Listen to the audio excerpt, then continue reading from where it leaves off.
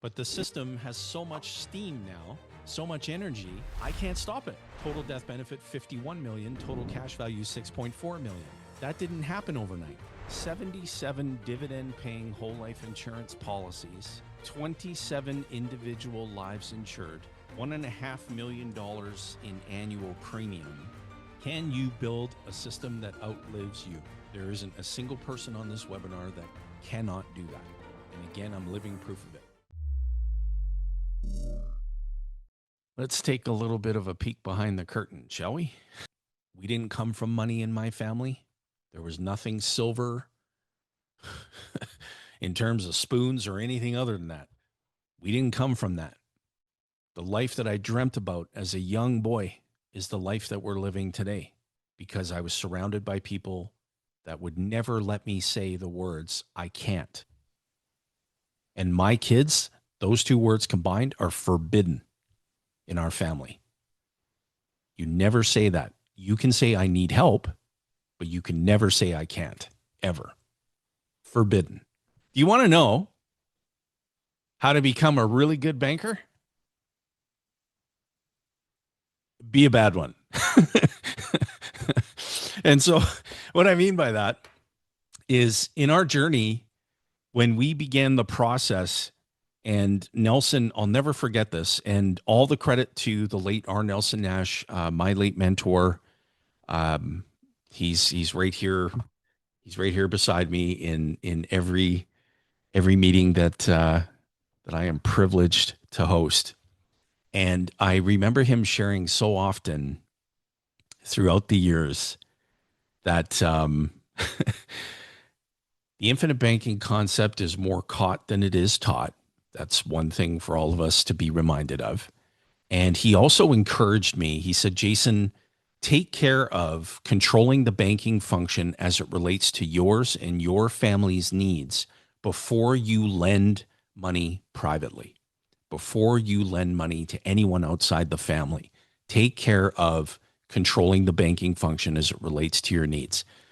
That guidance that Nelson gave me never escaped me. It never escaped me.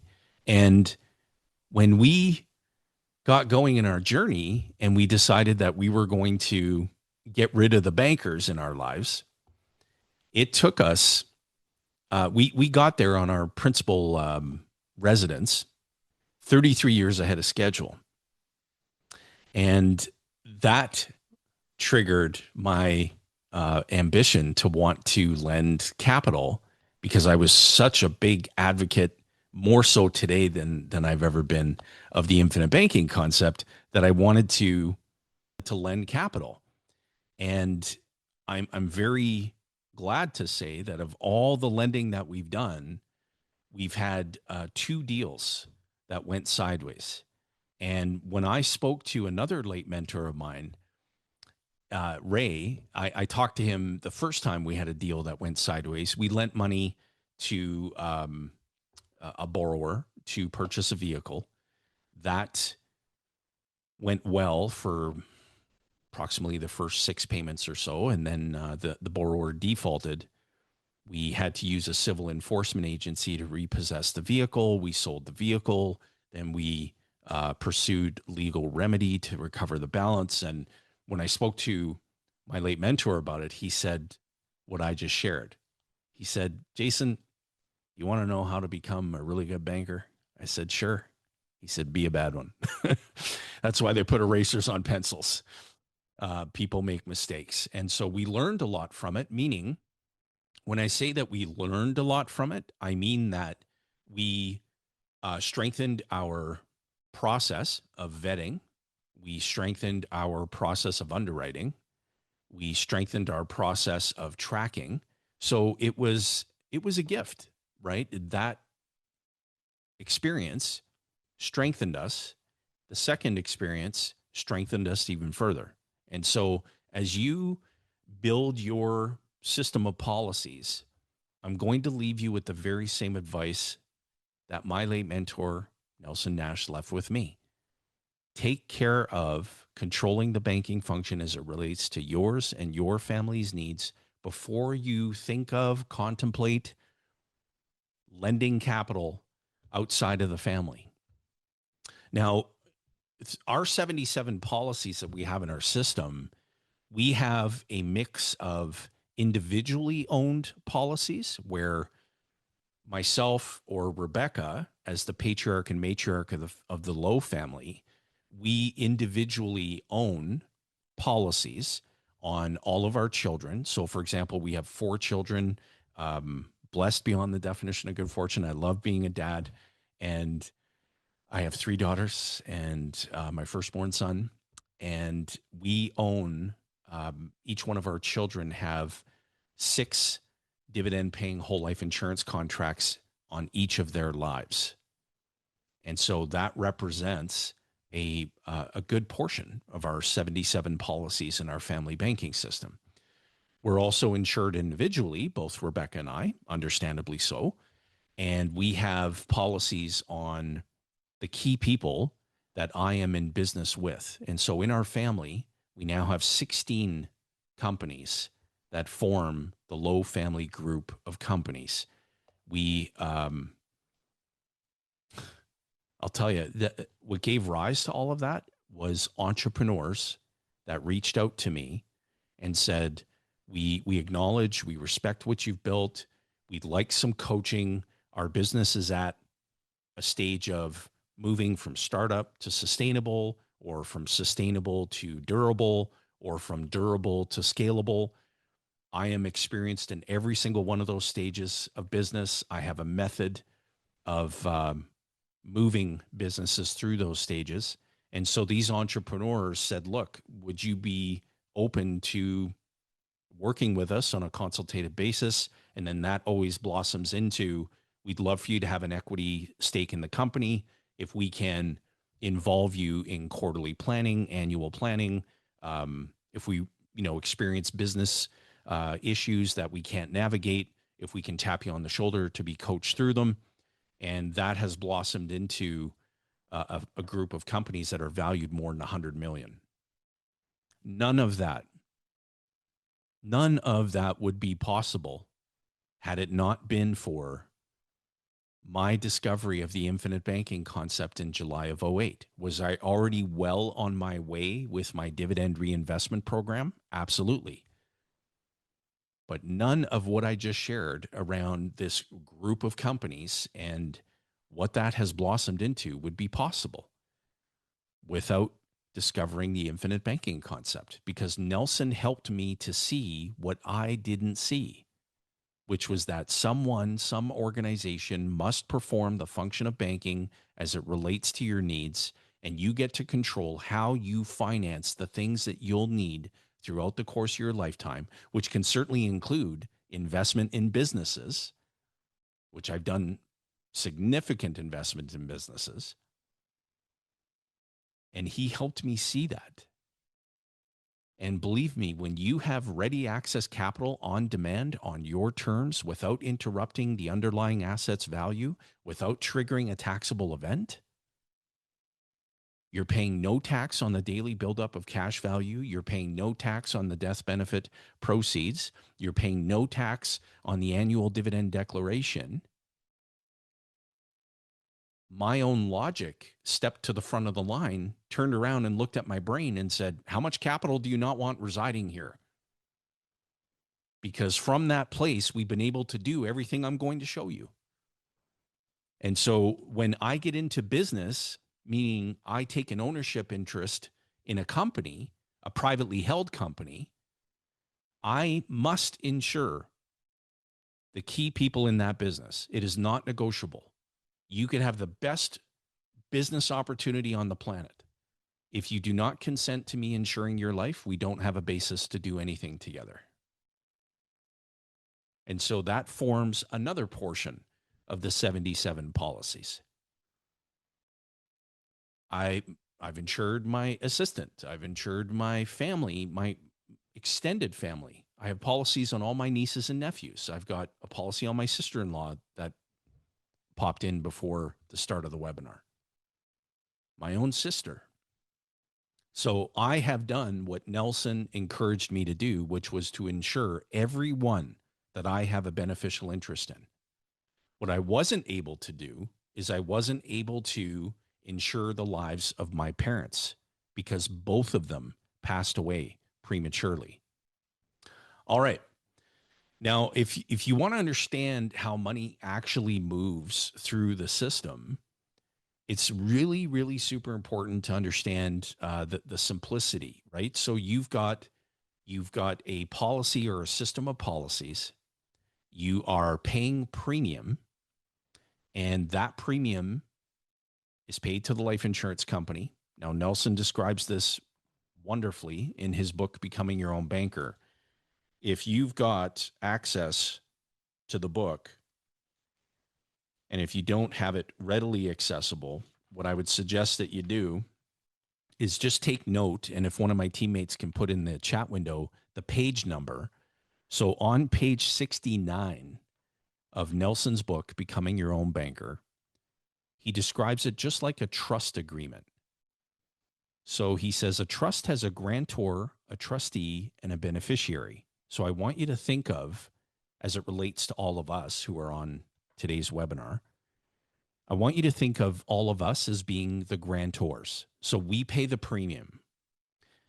And I want you to think of the life insurance company as the trustee. And the beneficiaries are you, me, everyone else on the webinar, along with the beneficiaries of the death benefit proceeds. Because out there on the internet, on social media, there is a lot of sensationalism regarding the process. And the sensationalism involves people describing things that they may be very well intended in what they're saying, and they want to be helpful, but what they're saying is not actually accurate. So when you hear expressions like all of your money is growing inside your policies while you use the life insurance company's money to go and finance all the things that you need, that's not accurate. When you pay premium to the life insurance company, you're the grantor. Think of when you put property in a trust. You don't own that property anymore. It's the property of the trust. It's not yours. And so when people say, I've got a question. Now, let me know in the chat window. Give me a why in the chat window if you've ever wondered, because somebody said to you, all of your money is growing inside of your policies every day uninterrupted. Give me a why in the chat window if you've ever wondered, well, if that was true, then how does the life insurance company make any money? And that's what triggers the confusion, because that would be a very logical question to ask. It's like, okay, wait a second, help me understand this. If all of my money and every other participating policyholder's money is growing inside of their policies every single day, then how is the life insurance company making any money? Nelson Nash often said, people can take a tiny bit of information and reach an absurd conclusion. And there's no better example of this than one's misunderstanding of dividend-paying whole life insurance. When you pay the premium, it's not your money anymore. It's the property of the life insurance company. The life insurance company puts that capital to work to fulfill the contractually binding mandate that they have to you as the policy owner. And guess how often in the past 2+ centuries, these life carriers have failed to satisfy those contractual obligations, including growing cash value daily, which is not money. Cash value is just the net present value of the future payment of a death benefit. Cash value is equity in the contract that you can borrow against on demand on your terms. That's it. Ridiculously simple. What is appealing, among many things, is that the cash value cannot go backward. It's not correlated to the stock market. It's not correlated to the economy. It's not correlated to tax policy or who is the sitting president or the sitting prime minister. I believe that all of you can. Okay, in the chat window, let me know in the chitter chatters, when you're thinking about your own family, what are you most curious about? So just type the letter in that corresponds with what you're most curious about.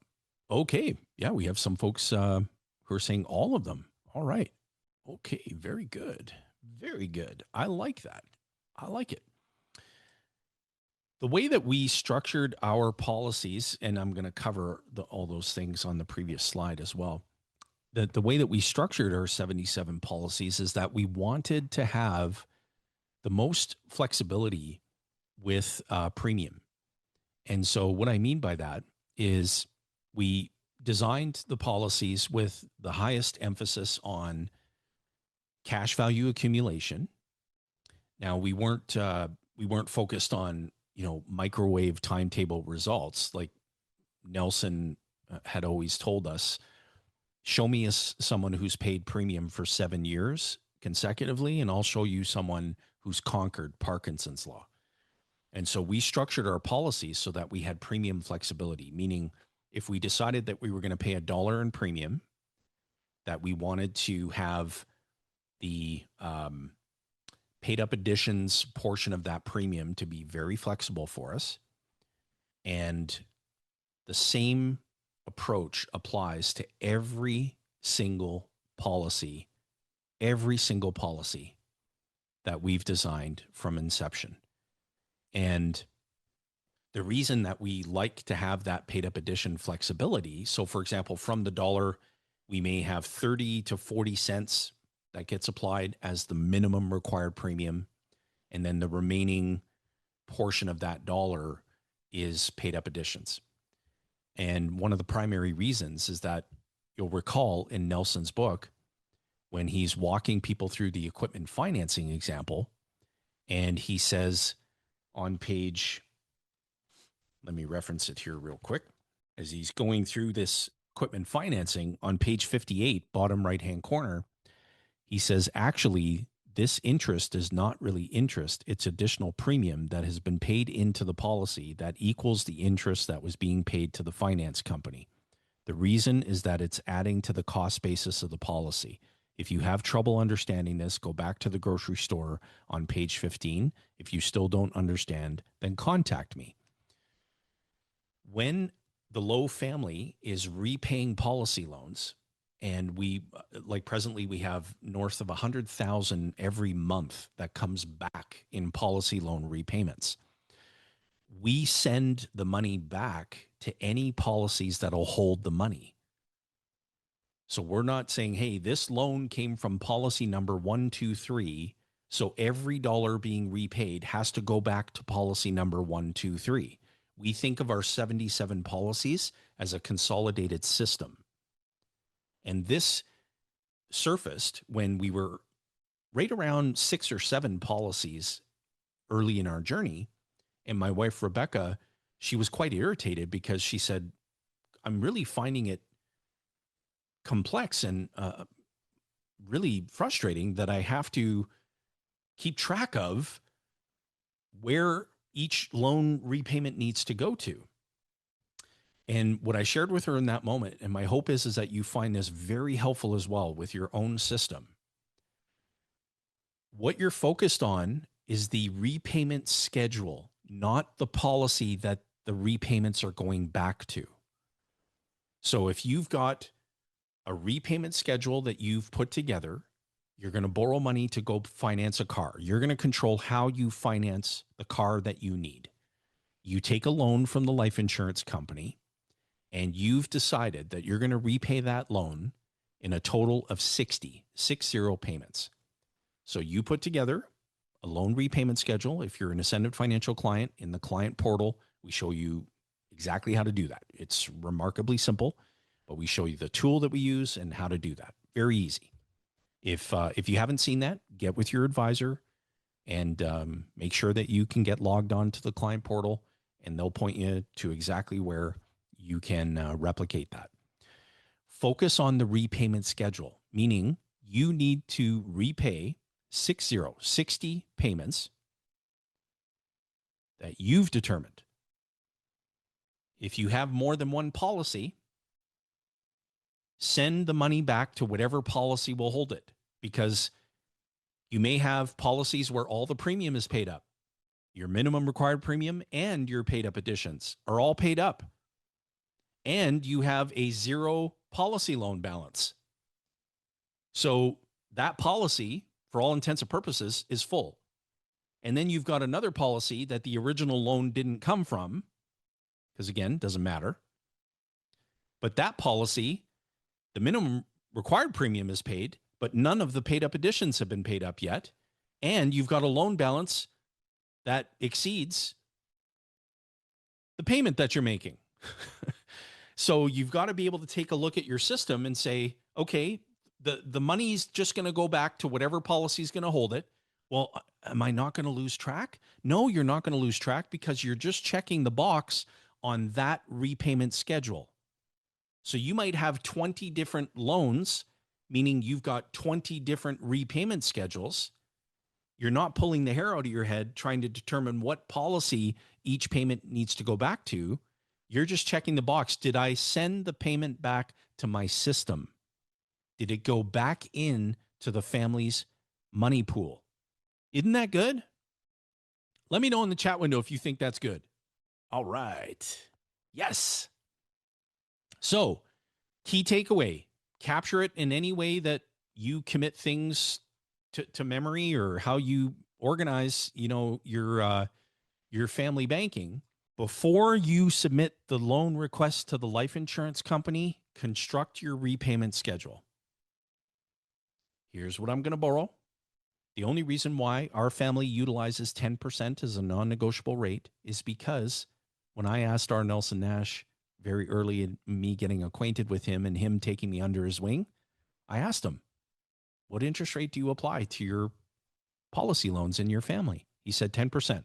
I didn't ask him why. I didn't ask him for any supporting logic. Didn't matter. He was my mentor. I said, done. And we've never wavered from that since. Now, here's the key teaching moment. The life insurance company, let's presume the life insurance company is only applying 6% simple interest to that policy loan. Well, naturally, if your schedule is on a 10% interest being applied, you're going to pay off the policy loan with the life insurance company sooner than your loan repayment schedule. Where are the remaining payments going to go? So, for example, if the life insurance company's assessing 6% simple interest, you're at 10. You have a 60-month repayment schedule. The loan balance is paid off with the life insurance company at month 52. Where are you going to send the remaining 8 payments that are on your schedule? Well, they have to go back into your system as premium or loan repayment. It's entirely up to you. And you just send it to whatever policy will hold it. That's how loans actually work. Isn't that good? I'm always curious to know this. I ask this every time. Nelson often said that when you have ready access capital, opportunities of high caliber will track you down. I get approached with opportunities of high caliber regularly. I say no more often than I say yes because somebody asked me about how I make investment decisions. Do you mind if I share one of my criteria as it relates to my investment decisions? If the investment does not pay me from day one, I'm out. Doesn't matter to me how alluring the investment opportunity is. I've been approached so often. We've got this wonderful real estate deal. We just need the minimum investment's $50,000. Okay, great. How much does it pay me from day one? Well, it's an equity play. Let me just stop you right there. I'm out. And when I look at companies to invest in that are privately held, they're not publicly traded. These are companies that are going places. I always bet on the jockey, not the horse. The business structure, the opportunity can be incredible. If the jockey is not someone I would bet on, the entrepreneur, I'm out. And when I get involved in helping a business move from either startup to sustainable to durable, or durable to scalable, if I have any capital, any skin in the game, I'm going to have a voice. And things are, as a method of operating the business, are going to be done the way that I do in my method. I'll coach the entrepreneur on how to do that. I'll help them assemble a team. And then off to the races they go. The biggest myth, generational wealth is easy. This is the hard part. This is the hard part. I'm curious. I'd love to know your thoughts in the chat. Why do 70% of wealthy families lose their wealth by the second generation? I'm curious. In the chat window, let me know your thoughts. Why do you suppose that occurs? Lack of education. Nobody teaches literacy. They weren't practicing IBC. Children are trained, disciplined to retain and grow. Lack of proper family meetings. Not doing the work. The hardest part is hoping your children will listen to you. Lessons not passed along to children, poor management, and so on. These are all understandably very good reasons why we would suspect that happens. When you think of what we were encouraged to do growing up, whether it was from people in our circle, like maybe family, maybe a mentor, somebody in our lives, and you may have heard things like, well, here, let me know in the chat window. Give me a Y if you've ever heard this, okay? Someday, you're going to move out and start your own family. Okay, look at all the yeses are pouring in. Someday, you're going to understand what it means to have financial obligations, to pay the bills, to make the money go round in the family. I have been blessed and humbled to be introduced to and acquainted with and surrounded by a number of very wealthy families. Not one of them has ever spoken that way. Not one. What I hear them say and continue to say, and we say the same in our family, this is all my kids have ever known from birth, is that we circle the wagons in our family. We want to keep the money in the family. Someday, you are going to be called upon to be a steward of the family banking system. All of the loans, mortgages, cars, businesses, equipment, appliances, vacations, weddings, college degrees, all of it flows through the family banking system. And I'll tell you something that you may relate to, or you may not. This is all my children have known. So when my children are old enough to purchase their own dividend-paying whole life insurance policies, our family attorney is going to sit down with our kids. Not me, not Rebecca, our family attorney, who's been with us for as long as I can remember.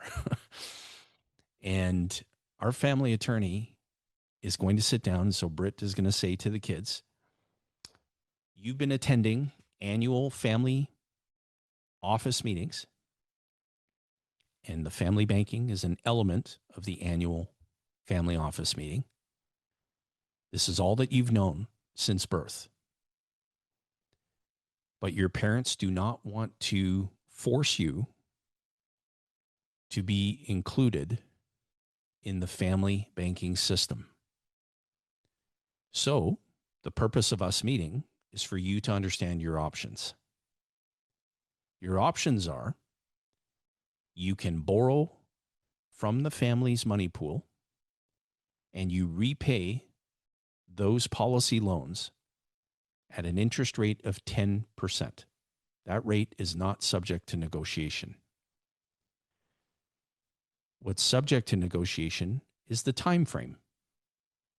So the amortization schedule, the repayment time frame is absolutely negotiable, but the rate is not.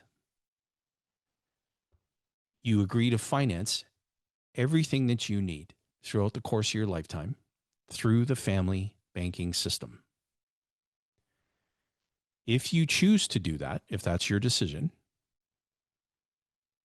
when your mom and dad pass away, you will also be included in the Lowe family trust.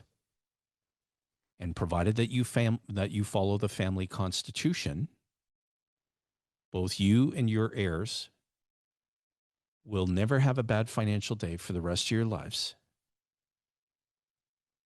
Option B is that you can shop outside the home, meaning you can borrow from someone else's bank or finance company because you've decided that the lower rate is more appealing to you. That is your privilege to do that.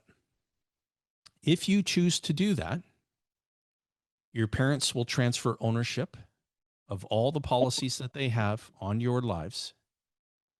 They will transfer ownership of all of those policies to charitable organizations of their choosing. You will not be included in the Lowe Family Trust, and you will not receive any death benefit proceeds from your mom or dad's life insurance contracts. Take all the time you need to decide which option is best for you, and let me know how you plan to proceed. What comes up for you in the chat window when you hear me say that? Easy decision, no brainer, makes sense, tough love. Okay, that comes up often. I've even had some people at live events where I'm speaking to 300-400 people. And I've had some parents come up to me and say, that is harsh. Like, you're harsh. And my response is always the same. It's like, thank you for that feedback. I've received it. May I expand for a moment with you? Yes. This is a business, and it's treated that way. In the business, I am not my kid's friend. I am not their dad. I am not their coddler. This is a business, and it is treated as such. If that struck you as being harsh, I make no apologies for it. The alternative is what you saw earlier, being a part of that 70% where all the wealth is squandered by the second generation because nobody wanted to be harsh. We are running a business. My kids that's all they've known since inception. First policy loan for my firstborn son was at age 9. His money flows through the family banking system. That's all that he knows. My oldest daughter actively borrows and repays the family banking system. My twin daughters, who are aged 14, are entering that phase of their lives now where they are borrowing and repaying the family banking system. And when they mention a word of this to any of their peer group, it's deer in the headlights. We at Ascendant Financial in the United States and Canada are going to change that. Isn't that good? Let's go deeper here. What happens if somebody doesn't repay? In our family banking system, we have a one strike and you're out indefinitely. So if a family member accesses a policy loan and life happens, which it happens to everybody, and that family member experiences a temporary financial setback, job loss, as an example, and that family member sits down and says, I'm about to experience a temporary financial setback. I'd like to take a look at my loan repayment schedule. And if possible, I'd like to work out some temporary relief. Maybe we capitalize some payments on the back end of the schedule, whatever we can do. Well, that's proactive, right? That's proactively communicating. We absolutely work with that in our family, should that need arise. But if the family member was well aware of the temporary financial setback on the horizon, didn't communicate it to anybody, and defaulted, it's one strike, you're out. Not two, not three, one. You will never access another penny from the family banking system again, ever. And again, that can be received as harsh to some people. But this is a business. It's not a daycare center. And we run it that way. And we have gotten to the point in our system where the quantity, the frequency of repayment is, it checked all the boxes where we do auto debit withdrawals for these payments. So family members are not delivering checks to our mailbox or to our front door every day. This is all handled through automatic debit. And we're very pleased to say that, we run a pretty razor sharp family banking business. We have 0% default on loans because people are crystal clear. Have we made provision and compromised to take care of a temporary setback? Absolutely. Happy to do that. But we have 0% default. And so you've got to run this. If you decide this is what you're going to do, if you can picture a day where you're doing this in your family, and believe me, all the things that people say where it's like, oh my God, aren't you concerned about, lending money to family, and won't that break the family apart? And what's breaking families apart? Do you know what the primary cause of marital breakdown is? Finance, money. And one of the primary reasons is that it's not being discussed. It's not being treated like a business. It's not receiving that degree of attention and priority.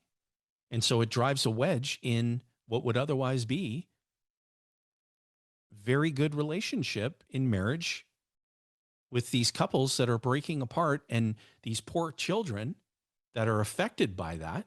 I lived through that with my own family. My mom and dad were great at arguing about money. Nobody told them what I'm sharing with you today. Had somebody have stepped in and influenced them in a positive way in their lives, who knows where that may have led. But I was the referee of more arguments than I can count between my late dad and my late mom. And those are very painful memories. And so when I place this degree of emphasis on treating it like a business, there's a reason for it. I know what the other side of that curtain looks like. And I have a soft spot in my heart when I work with families and they've got young children and they're coming up in the world. And these families want to do right. They just don't know how. And so if that's you, create a personalized conversation, have a family banking discussion with an advisor on my team. You'll be very glad that you did, because regardless of who that teammate is of mine that you're talking to, when you work with an advisor on the Ascendant team, you get the entire team, including me. The reason I have a great team alongside me is because I'm not taking on any more clients. My plate is full, but my teammates consult with me every day. Hey, I've got this family that I'm talking to, and they'd love your feedback and your insight on. Absolutely, I'm happy to help. That's what you get here. Isn't that good? Let me know in the chat window if you think that's good, if that's valuable. Fantastic. Thank you, everybody. This is great. Okay, oh boy, we're talking, this is the biggest takeaway from today is the family constitution. Is there anybody on the webinar who does not want to have a glimpse at our family constitution? Could you imagine in the chat window? People are like, no, I don't want to see it. Okay, here's what I want to do. Okay, I just want to show this to all of you. So this is the original document in its original format, word for word. Now, what we do as a family is these are professionally printed. We have the family seal on it. Everyone in the family gets a copy of it. Everyone who shows up in the family in the future, right? All the grandkids and all that, they're going to get a copy of it. And printed double-sided, it's 55 pages. Single-sided, it's 110.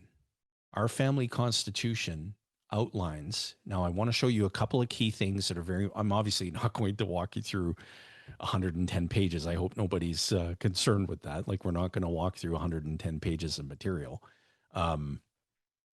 But I want to point out some very key aspects of this family banking element that is within the Constitution. But I want you all to see something. So first and foremost is a letter from me, the patriarch of the family. and there's accompanying video. So in the future, 70 years from today, I won't be here, neither will you. Future generations of the Lowe family are going to be able to go and watch me narrate the letter, and they're going to have access to everything I've ever recorded. They're going to have access to all of the recordings that I do around communicating plans around legacy, around utilization of the family banking system, so on, so on, and so on. Is the one portion of the family constitution that I really wanted to highlight. Because when I sit down and talk to people and I ask them a question, could you describe to me your family's identity? Take all the time you need. And what I hear is incredible, right? I hear so many amazing things, and it's unique to every family. This is ours. And this is read out loud at our annual family office meeting.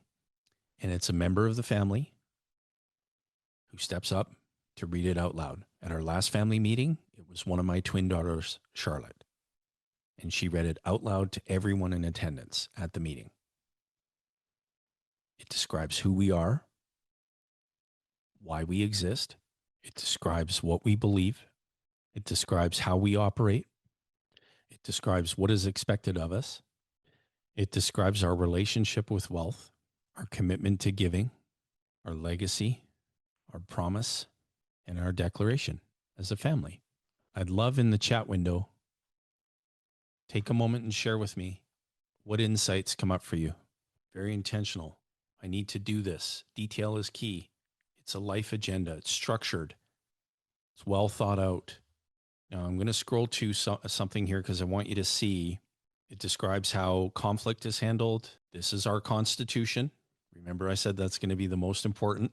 This is our actual family office Constitution in its original format, word for word. What I wanted you to see here, we have the formation, the scope, the mission, the founder's authority. We've got the fact that our kids and their kids will never be able to collapse the family trust. It's non-collapsible. We think long range, so we've created a 3-generation long range mandate, which is all in the document. It's direct bloodline only, no spouses, no exceptions. Spouses are welcome to attend annual family office meetings, but spouses do not have a voice in the family trust or anything associated with that. Now, the conduct standards, the path to reinstatement if somebody breaks the rules. This doesn't mean the family banking piece. That's a one strike you're out, but this is in relation to the Lowe family office, income suspension provisions, prenuptial and spousal requirements. And so any direct bloodline descendant who intends to marry must, without exception, execute a legally enforceable prenuptial agreement that acknowledges the Lowe family trusts are off limits to spouses. The spouse will never have any claim or any access. And again, we are not going to ever force, and this is spelled out very clearly in the document, we are never going to force participation. If someone in the family says, I've read the Constitution, I am not in agreement with it, I do not believe that I would be in a position to be compliant with it, I'm going to opt out. There'll be no hard feelings at all. It's like, hey, that's your choice. Like, we've shared that from the very beginning. It's your option to opt in or opt out. Entirely up to you. And we've structured, because people say, oh, you're going to end up with, what do they refer to them as? Like trust fund, what do they call it? Trust fund babies or things like that. So the way that we have income structured from the trust is that the income is supplementary. So if any beneficiary of the trust is not gainfully employed or operating as an entrepreneur or generating their own primary source of income, then they are excluded from supplemental trust income. And so this is not where the kids get to a point and they're like, hey, we're going to live the life of Riley. We don't have to work anymore. We don't have to do any of this anymore. Nuh-uh. You have to demonstrate gainful employment. Um, you have to demonstrate entrepreneurialism if you're pursuing that you're running a sustainable, profitable business, and that you're leading with giving. If you're not demonstrating how you're giving and blessing other people's lives in a positive way in the communities where you live and work, then you have no access to anything in the trust, no exceptions. And that is just us. That is just our way of doing it. I'm not saying that that is a prescription in terms of what you should be doing as it relates to your own family values and how you want to proceed there. But we're going to have, for anybody who's going to want access to it. So you're going to be able to follow a process of questions that you'll be asked, and it will produce your version of your family constitution. That's going to be available. It is going to be available for purchase. I think we're going to be ready to launch it. Sorry, bear with me for 1 second. I believe it's going to be the 24th, if that's a Wednesday. But yeah, we're going to be launching that, and it'll be something that you pay for, but it'll be worth every penny. It's not going to be expensive or anything like that, but you'll be able to put together, just based on a series of questions, a sample format of your family constitution, and then you can modify it, update it, and then I'll do some additional coaching on, how we host and facilitate, our family office meetings. Isn't that good? All right. Yeah. How long did it take to get to this point? That's such a good question. For us, we decided, because we initially began with our family banking meetings, and those began years ago. And at every family vacation, we would talk, all the kids were included as well, and still are. And we would have a really great discussion around how we were utilizing the life insurance company's money in the form of controlling how we finance the things that we need, and money that was coming back, and recognizing people in the family for their utilization of the system. And it was right around midway through 2024 where, credit to a number of, entrepreneurs that I'm blessed to be associated with, I kept hearing so much discussion around their family offices. And I thought to myself, I need to take this now to a whole new level, because there was so much that I hadn't incorporated in the family banking meetings. It was all discussion around the infinite banking concept, understandably so.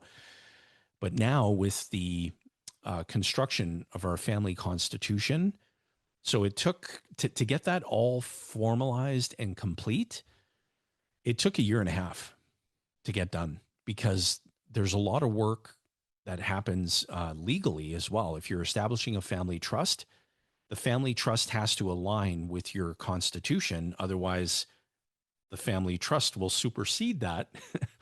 And you could trigger unnecessary taxable events that you don't want triggering.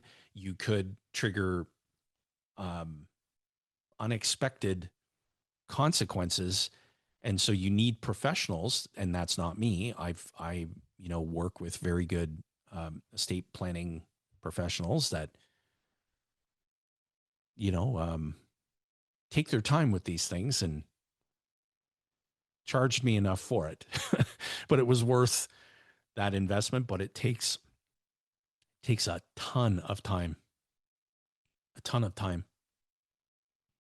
Um, and yeah, the prenuptial piece, I'll just share with everybody. I have, as you can imagine, I'm a chartered life underwriter. And so I get consulted by estate planning attorneys regularly, and accountants who reach out and say, hey, we're mapping out future distribution, and the family is dealing with, family members who want to carry on the family business, family members who don't, or, family members who are very successful, other family members who are struggling. can you help consult with us on this element of future distribution? And I have witnessed and been privy to horror stories of wealth that gets created, a marriage that dissolves, a significant portion of that wealth is impacted by that marriage dissolving. I've seen circumstance where one of the spouses passes away. None of these arrangements have been made. Significant wealth has been accumulated. The surviving spouse readjusts, remarries, the marriage goes sideways, and everything that was built is impacted. And so that's a scary proposition if you're the least bit effective at creating wealth. And I've shared with my own wife, Rebecca, I've shared with her, God forbid, if the unthinkable happened to me, we've got everything in place where I would fully expect you at some point to readjust in your life. And all I ever would want for Rebecca is to be happy, for her to be happy and to be loved and cared for and respected and honored. But she will never have to worry that she will be in a position where our family's wealth can be compromised in any way, shape, or form. You could hire the best attorney on the planet. You're not penetrating that trust's veil for any amount of money. It is bulletproof. And I've assembled it that way for all the right reasons. Isn't that good? And if for people who have no children, for example, or they don't have plans to start a family, maybe there are some charitable organizations that are very dear to your heart, or maybe you have a pet in the family and you want to contribute to organizations that take really good care of pets, or whatever that may be. I've seen so many incredible, unique ideas and imagination that have come up for clients, and they're incredible. Life gives to the giver and takes from the taker. And so if you lead from a place of giving, if your life has purpose and you're in motion, good things will happen. I promise you that. And this Constitution is such a remarkable document that if you have occasion to put your own together, you'll be glad you did. And putting it together is just the first step. Articulating, communicating it, the repetition of revisiting very specific elements of it. It's so important to do that with your family. And families today are just not having these conversations. Everybody is crazy glued to this thing. Look no further than the next time you're in an airport and you're at the gate area, and just watch all the families in the gate area. They're all on their phones. All of them. When we host our family office meetings, these things are not permitted in those meetings. Leave them at the door. We're having a meeting as a family, and that means everyone participates. No exclusions. Isn't that good? All right. Okay, let me get back to, there we go. So how many of you heard and this is all over marketing, social media as well, the greatest threat to your wealth is taxes? Give me a why if you've heard that before. If you sat down in a room, how many do we have on? 170 people? If you sat down in a room with 170 wealthy families, not one of them is going to tell you that's what they feel the greatest threat to their wealth is. Not one. What they're going to tell you is some iteration of the greatest threat is a lack of shared values. And if you've lost a loved one and you find yourself thinking, how would grandpa have handled that? I wonder what grandma would have said. Legacy Companion is going to help you. Your family constitution is going to help you because it's a reference document. You can go back and reference it. Hey, Billy's developed a severe gambling addiction. That's probably contrary to something in the family constitution. We need to get Billy some help because it's out of alignment with our shared values as a family. It's not, how would grandpa have handled the situation? What does our family constitution read? That letter to future generations. And I'm curious, in the chat window, let me know, how many of you have written a letter to your grandchildren that haven't even been born yet? And here's the key teaching point that I'm sharing with clients. Don't just write it, record it, talk it. You can create a very simple cloud-based account. You can sit in front of a camera, read the letter, say what you want to say to your future grandkids that aren't even here yet. Because we all know there are two certainties in life, death and taxes. And the only thing that doesn't get worse anytime politicians meet is death. And you don't know when that time is going to come. So don't just write it, record it. Let those future generations see who you are. This is the real asset.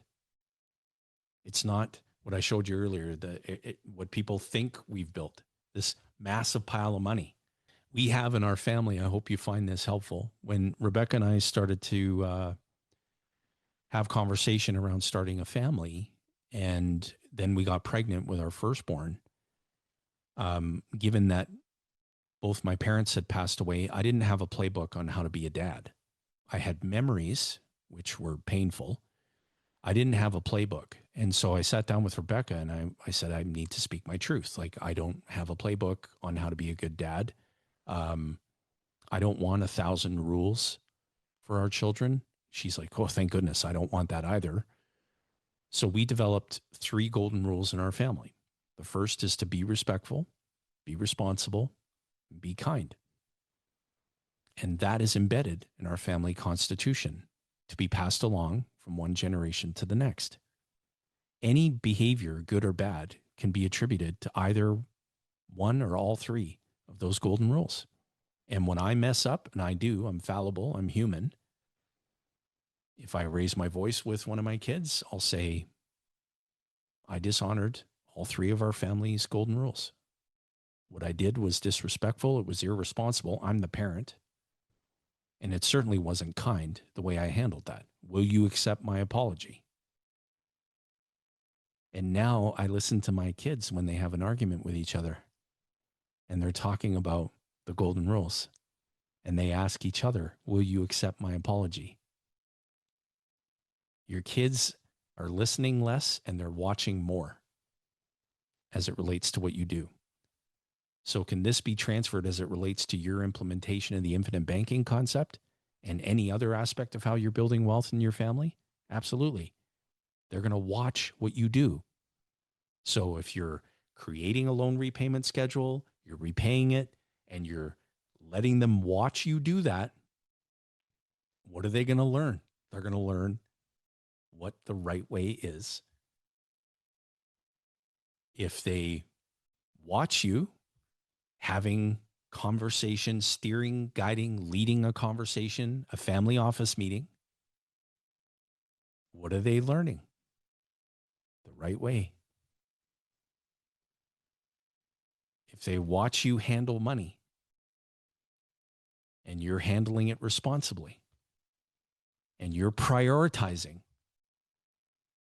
premium, you're prioritizing wealth creation, what are they learning? The right way. Capture it, record it.